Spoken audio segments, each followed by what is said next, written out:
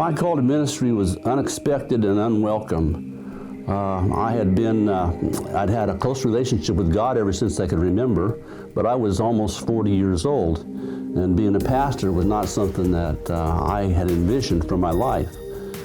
But one day, I was driving down the road, not thinking about anything in particular, and I heard a voice. At least I thought I heard a voice, and the voice said, "Serve me." And I knew who it was, and I knew what it meant. And I resisted mightily for that. I did not want to be a pastor. But it was like one of those trick birthday candles that I would blow it out and it would come back, and I'd blow it out and it'd come back, and my wife blew it out and it came back, and it just wouldn't leave me alone until finally it was so overpowering. I said, "Yes, okay, whatever you want." And at that point, doors began to open up for me educationally, and I was serving in church within 3 months of that time.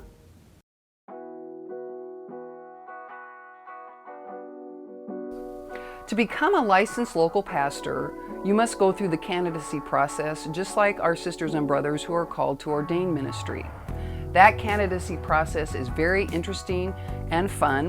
We have to go through a 4-hour psychological testing. We have to be analyzed by a clinical psychologist. We also have to have a physical to make sure we're healthy enough to carry out ministry. The educational requirements are different, however.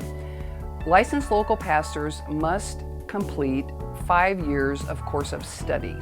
That time frame can be extended depending on whether or not you're appointed to full-time ministry or part-time ministry.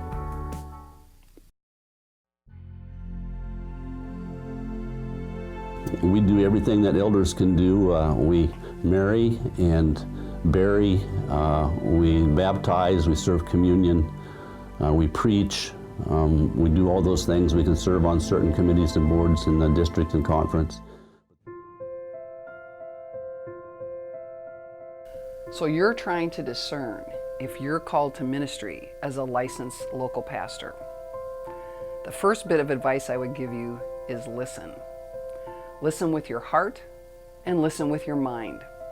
Listen to what your friends are saying. Listen to what your family is saying.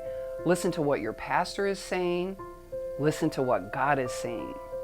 For me, when I knew without a doubt this was my call, was the very first time I walked across the prison yard at the Nebraska State Penitentiary with our very first volunteer, and we walked from turnkey to the chapel, and I remember thinking to myself, what in the world could 2 middle-aged white women possibly offer to a prison full of inmates? And then came the reassuring voice. You answered my call. You said you would follow where I lead, and here is where I'm leading.